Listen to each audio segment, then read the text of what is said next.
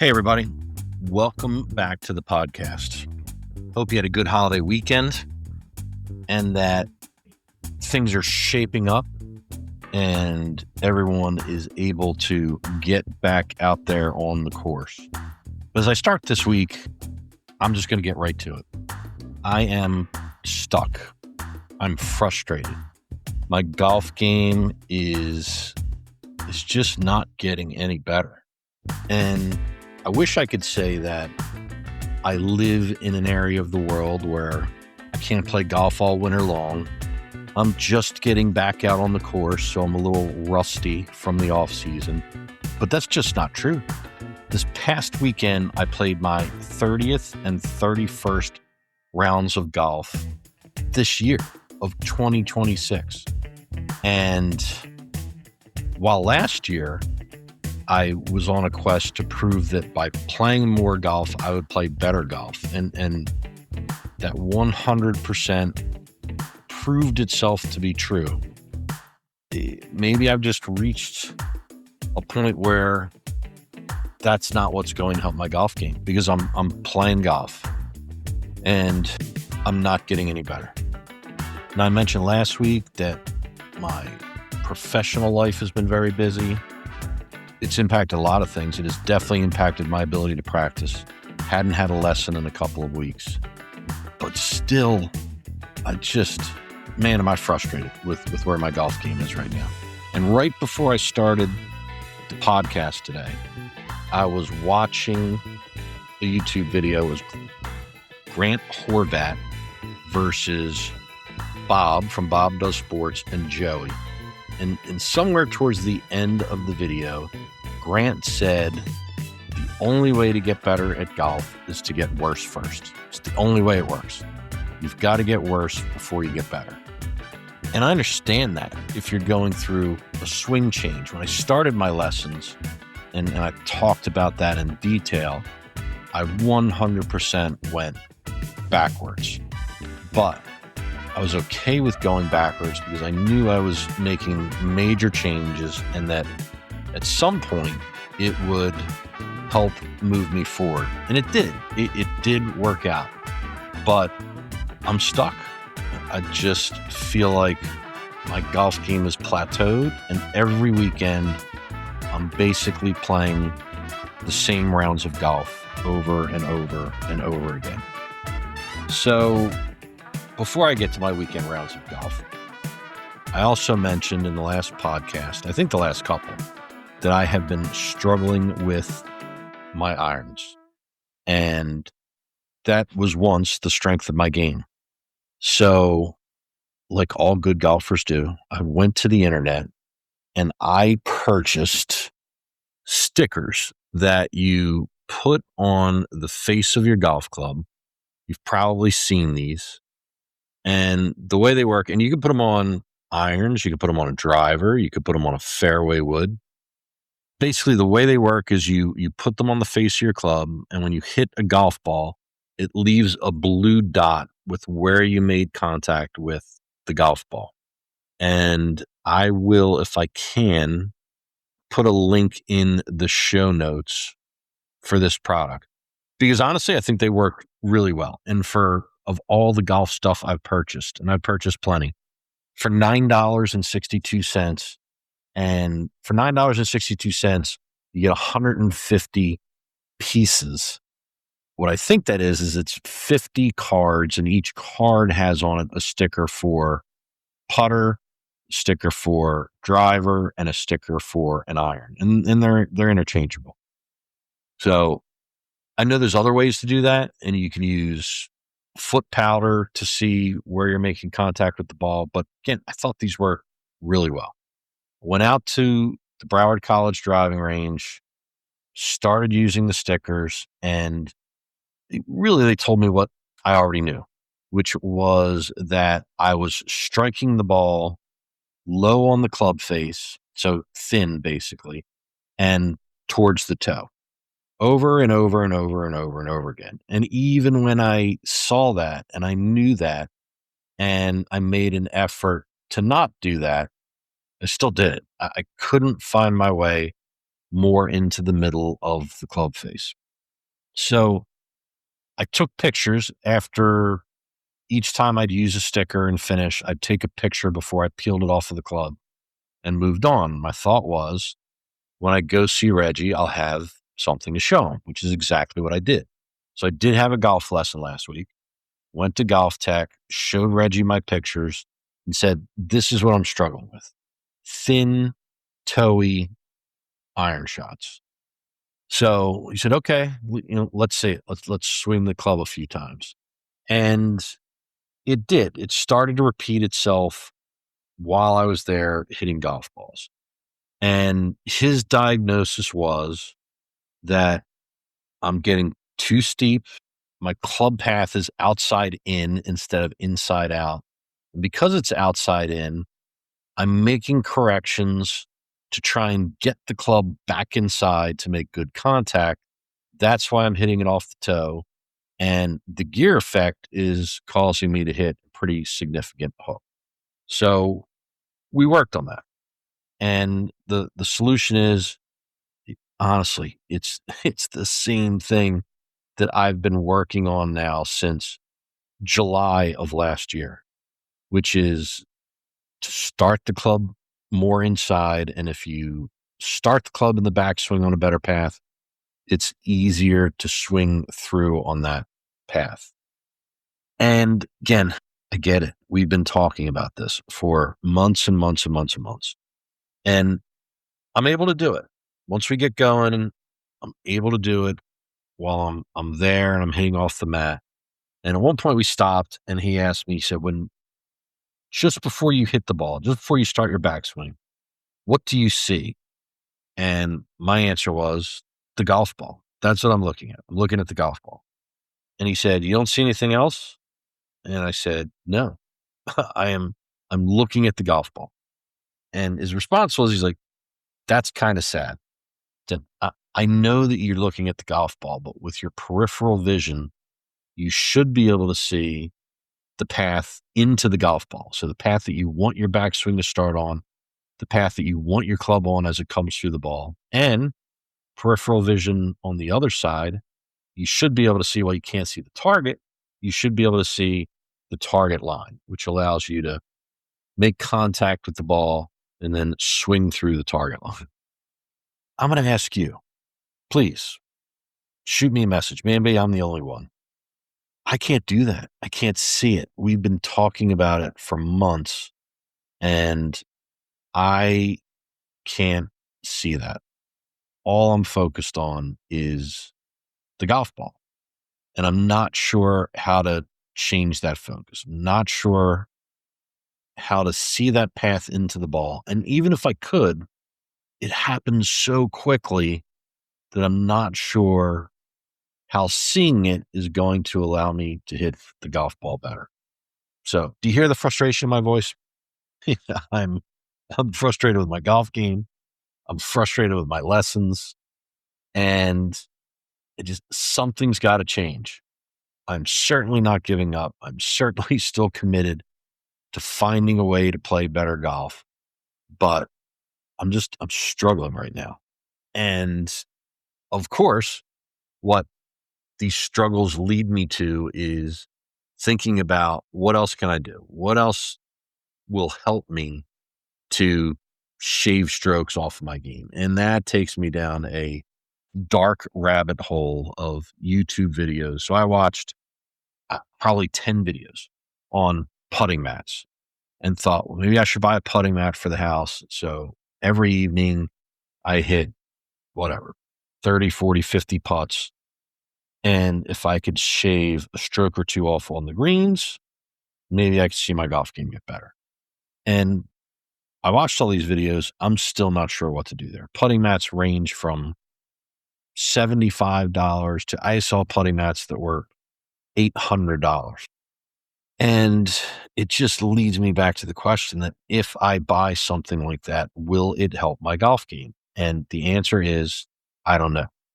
So then I started considering, maybe I need to somehow convince my wife to let me set up an indoor golf simulator.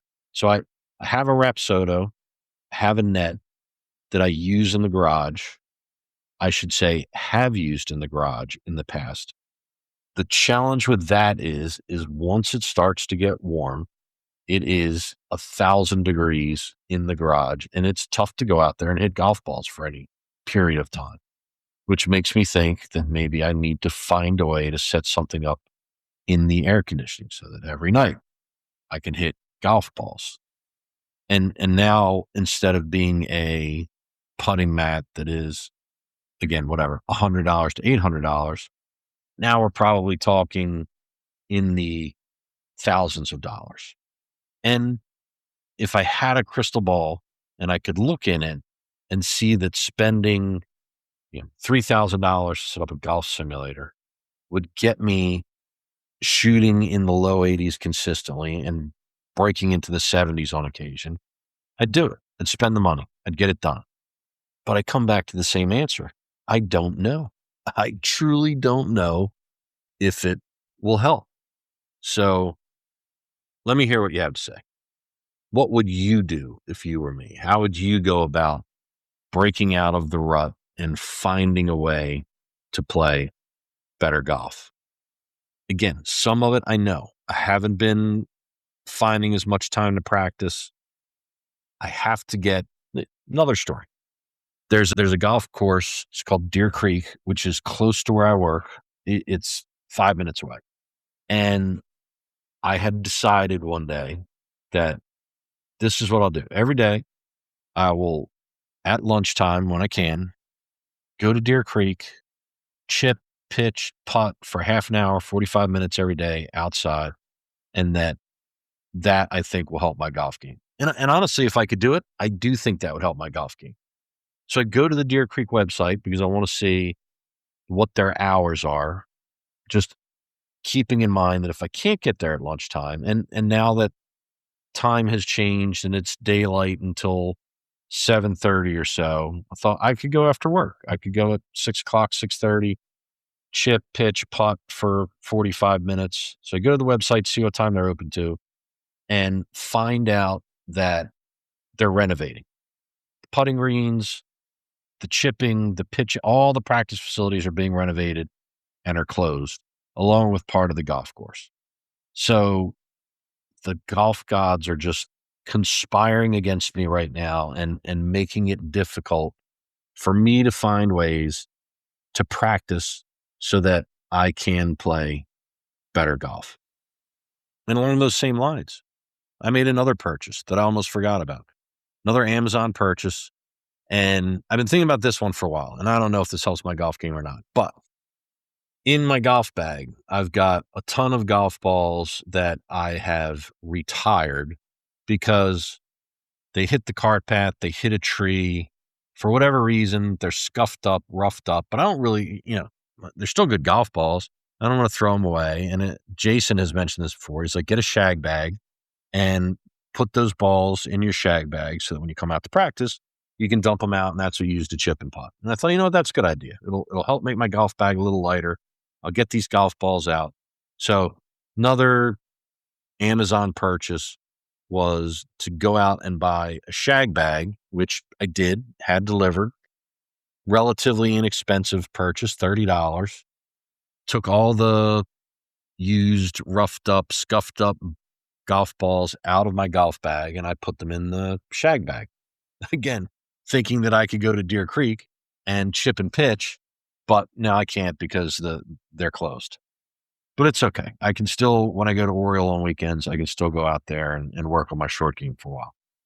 So since I was taking all of these old balls out of my bag, and I was on Amazon shopping anyway, thought, well, maybe it's time that I buy some new golf balls, which I did that as well, and bought 2 dozen Srixon Q-Star Tour Divide golf balls and a dozen TaylorMade Tour Response golf balls. Again, interesting thing about this is if you're a regular listener, you know that I have played and still play used golf balls from a place here in South Florida where I can buy any golf ball. The most expensive golf ball they have, Pro V1s, $20 a dozen. And I've been playing these golf balls, the used golf balls, for years. And in my opinion, have never seen an issue with them. But in the back of my mind, that I always have that thought that, maybe I don't see an issue with them because it's all I play. So I don't really know any different. So let's splurge. Amazon had some golf balls on sale. We'll buy some new golf balls. And the other piece of that was it made total sense to play used golf balls when I was losing 4, 5, 6 golf balls every round. But lately, I'm not losing balls. What's happening is again, over time, they get banged up, scuffed up, and I retire them as opposed to lose them. So buying some new golf balls made perfect sense. Did any of this help my golf game? The answer to that is no. No, it did not. Which brings me to my weekend rounds of golf. And I went out Saturday, holiday weekend. It was quiet, as quiet as I've seen the golf course in quite some time. But I got there early, knew that I hadn't had an opportunity really to practice all week, wanted to hit golf balls. So get a bucket of balls, go to the range, start with pitching. There's a couple of greens. One's 50 yards out, another one's 75 yards out. And then from there, ramp up through my irons, 9-iron, 8-iron, all the way up to the 5, and hit hybrid, fairway wood, driver. And I hit everything really well on Saturday on the range. I was done on the range, though, because the initial plan was to go to the range, then hit the putting green, then hit the pitching and chipping green before we played. But because it was quiet, everything was ahead of schedule, and I never got to go hit putts or chip or pitch the shorter stuff. So it was from the range right out to the golf course. But again, I felt good. The last 5 or 6 shots I hit were driver, and I smoked driver. So we get to the first tee, and everybody's like, well, you go first. You're warmed up. Nobody else had gotten there early. And off the tee on the first hole, I hit a ball that maybe got 10 or 15 yards off the ground, came straight back down, dribbled and rolled out. It was fine. 180 yards. It's a par 5. It's going to be 3 shots to get in anyway. So didn't kill me. But again, after driving the ball really well on the range, I came out and just hit an embarrassing drive on the first shot of the day. From there, my driver came back, and it has been the strength of my game. I drove the ball really well on Saturday. So much so that on the 5th hole, Steve and I were talking, and he said, you know what, maybe next time we should move back a set of tee boxes and move back to the blues, because we're all, and when I say we're all, myself, Steve, Jason, we're all driving the ball really well. And what ends up happening, it generally leaves a wedge in, especially on a par 4. A lot of the par 4s are 340, 350 yards. So if you're driving the ball 240 or 250 yards, you've got 100 yards in. And Steve's theory was, if we move back, it'll allow us to hit some different shots and use some different clubs. And I thought it was pretty smart. I didn't think it was necessarily going to help my score, but it would be fun to have to hit some different shots into the green. So by the time we get to, I think it was the 8th hole, I mentioned this to Jason, and I said, hey, Steve and I were talking about next week when we come out, going back to the blues. We've all been driving the ball really well. And he's like, yeah, I'm for that 100%. So a little foreshadowing here. Keep that in your back pocket. But while I hit my driver well, that was it. I continued to struggle with irons. The amount of times that I hit a beautiful drive and had 75 to 100 yards into the green from the middle of the fairway and missed the green was making me just absolutely nuts. I was so bad with a wedge in my hand on Saturday that, again, it's just really frustrating. So not a good round of golf on Saturday. Capped off by on the 12th hole, which is a par 5 I put up a 10 on a par 5. Now, the Gin app switches that and changes that 10 to an 8. So on the Gin app, it shows that I shot 95 on Saturday. What I really shot was 98 on Saturday. But Saturday's not really the round of golf that I wanted to talk about. What I want to talk about is my Sunday round of golf, because I just think it sums up who I am as a golfer and why I am so frustrated. So I go back out on Sunday. It's Easter Sunday, another quiet day at the golf course. Different group. I'm playing with Steve again, who I played with the day before, but instead of Jason and Al, playing with Jake and Allison. Beautiful morning. Did not go out to the range and hit a bucket of balls, but did go to the putting green, go to the chipping green, chip, pitch, putt, and try to work on my short game before we got out onto the golf course. We teed off early because, again, holiday, another quiet morning. First hole, par 5, and I hit a big slice off of the tee. Now, again, I've mentioned that to the right of the first hole is the driving range. I didn't hit it that far right, but close. Big slice. Big slice like I bet I haven't hit a slice like that in a month. And shook it off, like, it happens, not a big deal. It's a holiday. Everybody's like, take a breakfast ball, hit another one. So I did. Teed up again, hit another ball, the same exact shot. The two balls were both inbounds, and they landed 3 feet from each other. That's how consistent my slice was on the first hole. So I played from where I was under a tree, had to hit out sideways a little bit, but I was able to move the ball forward. I had a nice 6-iron out into the fairway.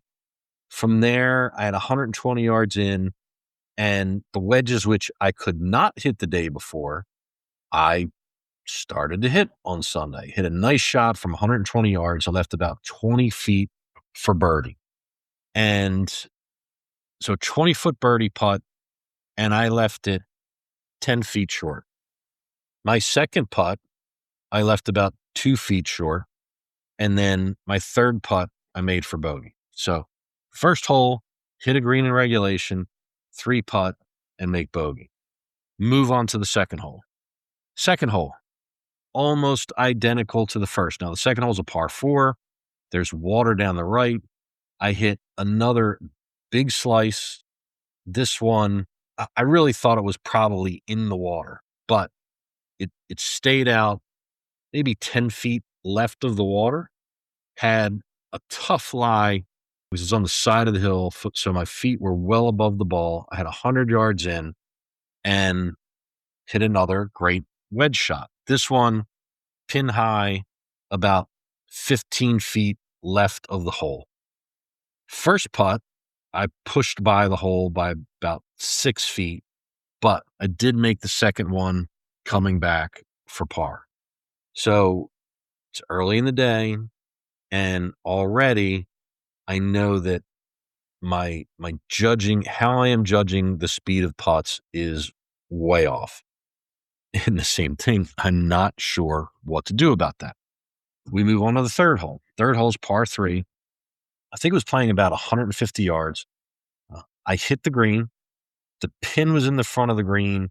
My shot was more towards the back, left me with about 25 feet downhill.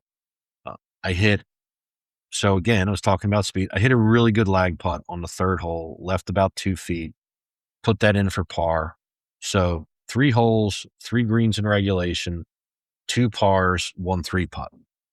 Move on to the fourth hole. The fourth hole is a short par 4 with water that if you can carry, and it was windy. Sunday was really windy. So the fourth hole was into the wind. But if it weren't into the wind, you need to carry usually 220, 230, and you can go at the green. The green, depending on where the tee box is anywhere from 260 to 280, but there's a bunker in front of it. It's a tough shot. So generally people lay up into the fairway, which is kind of out to the right, and then into the green for your next shot. So this is what I did. Fourth hole, I hit a 6-iron, hit the fairway, got 120 yards in, hit a wedge to the front of the green. This is a 2-tier green. The front is lower than the back, and the pin was towards the back on the top tier. So I had a good 25 feet uphill, tough putt. So my first putt came up way short. I left it about 8 feet short, missed the second putt by a foot or two, and then 3-putt for bogey. So now I'm 4 holes in, have hit the first 4 greens in regulation, and I am 2 over par because of 2 3-putts. Move on to 5. 5 is a wide open par 4, trees and water left. The 6th fairway is right. So if you're going to miss, the place to miss was right. And I did. Another big slice into the 6th fairway, had about 140 yards into the green. Because of where I was too close to the trees that separate the 5th fairway and the 6th fairway, so I could not get the ball up in the air. I had to keep it low. So I hit a 5-iron back of my stance, hit it every bit of 140 yards, but left. To the left of the green is a bunker, but I missed far enough left that I ended up on the left side of the bunker, which is good. I was happy to not be in the bunker, but what that meant was I had to pitch over the bunker onto the green on my next shot, something I've been working on. I hit a great pitch shot up over the bunker, lands on the fringe, rolls onto the green, and leaves me a tap in for par. So it appeared that the secret sauce through the first 4 holes was hitting greens in regulation, but then I miss a green in regulation. I hit a great pitch and make par. Move on to 6. Hit this one. So every drive, every tee box, I'm trying to figure out what I'm doing differently. I had driven the ball as well as I've driven it in my whole golf career for the past month. And all of a sudden on Sunday, it just went away. So I'm fiddling, and I hit a drive that maybe carried 50 yards in the air. I hit it hard. So it rolled out after it landed, probably another 150 yards. So probably a 200-yard drive, and it was all said and done. But again, another relatively short hole, and had the wind at my back for this one. So hit pitching wedge in, hit the green pin high about 12 feet from the pin. And so that's now, I'm on the 6th hole and have hit 5 greens in regulation. So I've had, in theory, 5 birdie putts, and none of them were tap ins. This was probably the closest one, but none of my putts were close. So 6th hole, another 2-putt, another par. So 2 over through 6, and the 2 strokes that I'm over are from 2 3-putts. Move on to the 7th hole.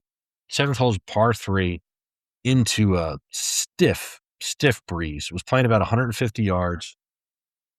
Decided to go 8-iron. Thought it was a good number. I needed 135 to carry a bunker in front, which 8-iron even into the wind should have been plenty. But I got under it, got the ball way up in the air. Good direction, right at the flag, but came up short, landed in the bunker. So my second shot, which is now out of the bunker, I hit and don't get it out of the bunker. Flies forward 6 or 7 feet and still in the sand. Next one, hit another bunker shot, and the bunker's in the front of the green. The pin is towards the back of the green. So I've got room. I know I need to fly this ball a little ways.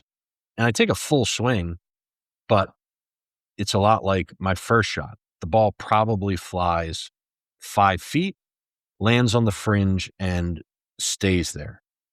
So now I'm on the fringe, and I've got, it may be 30 feet to the flag, and I've got 5 feet of fringe to putt through. And I'm really, really struggling with speed, with determining how hard to hit the ball. So I hit the putt and it rolls a full 10 feet by the hole. Miss the next one and have to putt again for triple bogey. Now, technically, it's only 2 putts because the first putt was from the fringe, but I swung the putter 3 times and tripled par 3 that just, again, this is what frustrates me. Move on to 8th hole, and I talked about last week, I do think I'm doing a better job in the mental game of not letting a hole like that drive me absolutely crazy. So 8th tee is a par 4, little dog leg right. There is water out to the left, and there's water to the right. There's water to the right in front of the 9th tee box. It's probably 200 to 220 yards, and you've got to hit it pretty far right, which I did. Another big slice, same thing. I have not hit a ball over there in a month. And get over there, looking, figured it went in the water, but last minute did find it. It had stayed out a foot or 2 from the water. It leaves me, again, a terrible lie.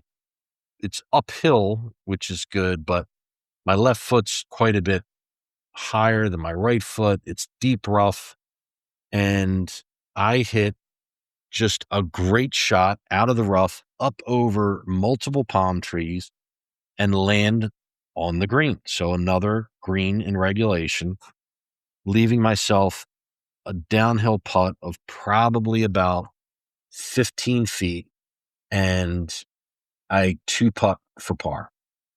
So if you're keeping score, that's 8 holes, 5 over because of a triple on 7, but I'm hanging in there. Move on to the 9th. On the 9th hole, had just talked about the water that is in front of the 9th tee box. And you probably have to hit the ball 70 yards to carry the water. It's not a lot. Par 5 out into the fairway. And I hit my drive that they say you need 70 yards to carry the water. I hit my drive about 50 yards and kerplunk right into the water. Same thing. Have not done that in, I can't remember the last time. I've done it before, but it's been a really long time since I had put a ball in that water in front of the tee box. So now I'm hitting 3 off the tee. I hit my next tee shot. This one, as I'm trying to correct the rights and the slice is right. This one I hit left and into the left rough. Hit it well, a pretty good distance. Move on to hit my second shot, which is now really my 4th shot.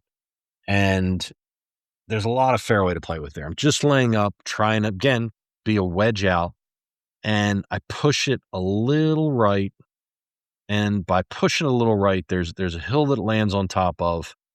And a good break would have been for it to roll back down that hill into the fairway, but it did not. It rolled and turned the other way and landed under a tree on the right side of the fairway, which meant that I had a shot into the green and it was only 110 yards, but I had to keep it low to keep it under the tree and then try and somehow stop it on the green. So I hit what really was a good shot out of not a very good lie, kept it under the tree, hit the green, but it did roll off the back of the green. So the 9th hole, big sloping, the back of the green is much higher than the front. So it is a scary chip because a little too much and it will roll all the way down the green and into the water. But I had a great one. I had a great chip that landed just on the fringe, rolled onto the green, still rolled past the hole, but left me about 8 feet back uphill for double, which I missed and finished with a triple on the 9th hole. So at the end of 9, after being 2 over through 6, I shot a 44, which is 8 over through 9. And this is how my rounds of golf go. Move on to the 10th hole.